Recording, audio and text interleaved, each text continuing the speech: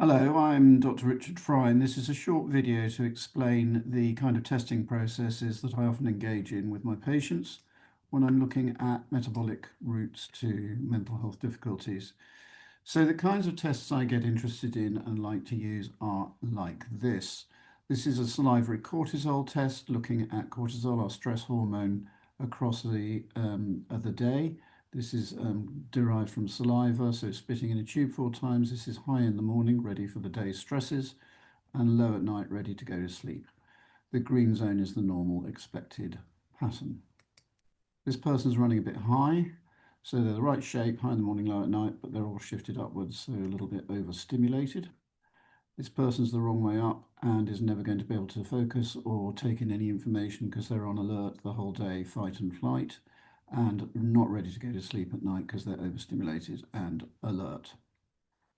This is them a year later with work and supplementation, and this is somebody who's very reactive. So they're all right in the morning, but then they have a stress here and they shoot up on the ceiling, settle down over the day, then have another stress in the evening and can't go to sleep. And that's them a year later. This is the underlying petrol supply tank, really, for cortisol and sex hormones, DHEA. Here we have a hair test. I often do hair testing. I think it's a good way of assessing lots of things quickly, some of them more accurate than others, but a good overall guide. Up here we have heavy metals. This person's got mercury, often from tuna, not useful for your nervous system. It's a neurotoxin. And down here we have lithium and cobalt.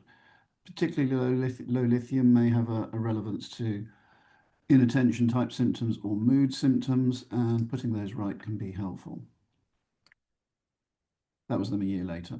This is genes. I often do gene mapping now because I like to see people's vulnerabilities and therefore where potentially support may be needed. Genes are not your fate, they are merely your template on how you interact with the world. So here's a gene enzyme complex with a green dot after it, and a green dot means an average sort of gene set up for a population. Red is different, and essentially you can be less active than average. Down arrows are more active with up arrows. Yellow is halfway in between, a bit like a traffic light. These aren't going to change. They're fixed for life. So this person has a lower than average activity on the VDR gene, the vitamin D receptor, and this means that they're less sensitive to it. So they need more of it to make this step happen than average. And here it is as a cofactor. Purple things help a step, orange things block it, and they need more of it because they're less sensitive to it.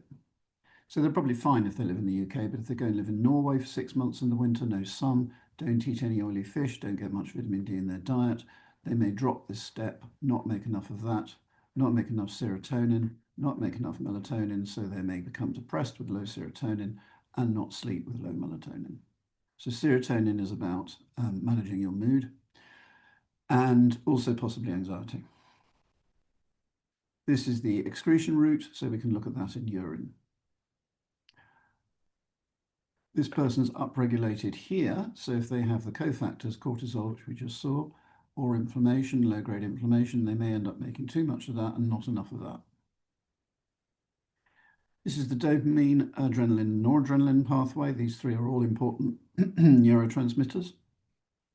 This person's got a slightly disorganized dopamine receptor D2, DRD2 gene.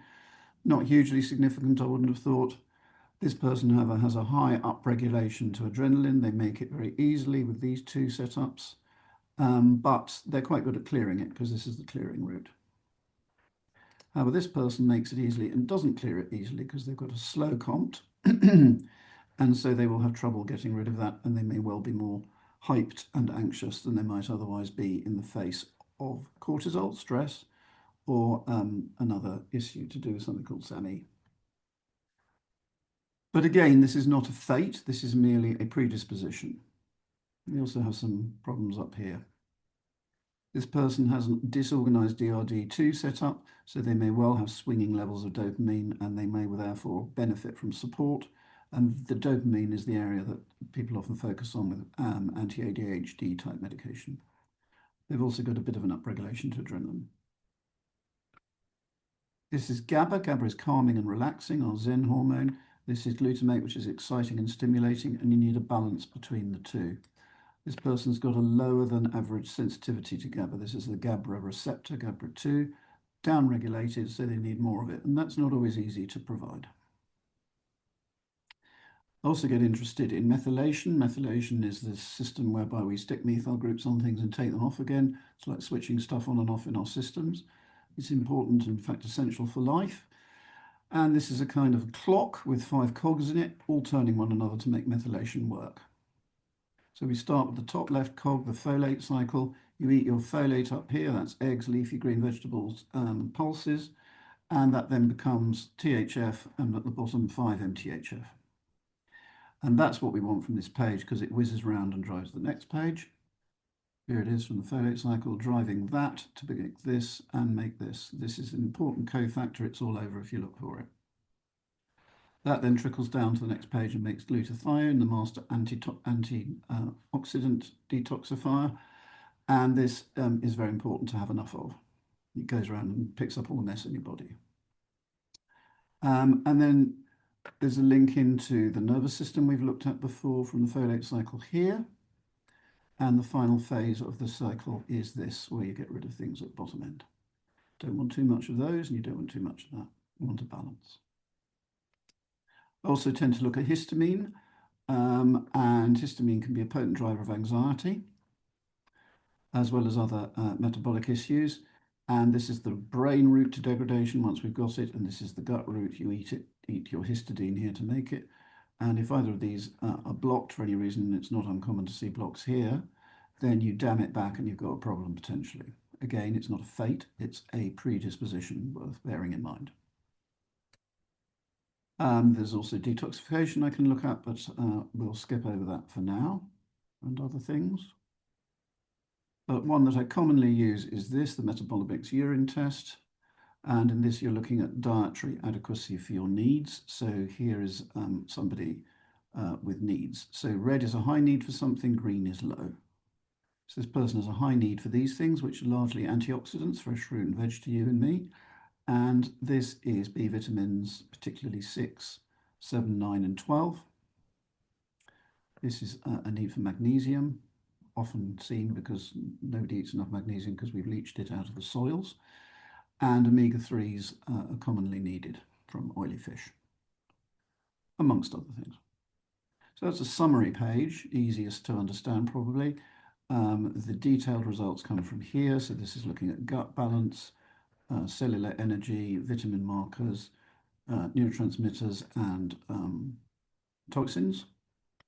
This looks at oxalates. This page looks at proteins and amino acids, which are the building blocks of life, and certainly from my point of view, neurotransmitters. So you want enough of those. And this is omegas, which is also shown as a diagram. And not infrequently these days also look at milk and gluten in terms of influences on the brain. These are peptides, short protein chains that can influence your brain function.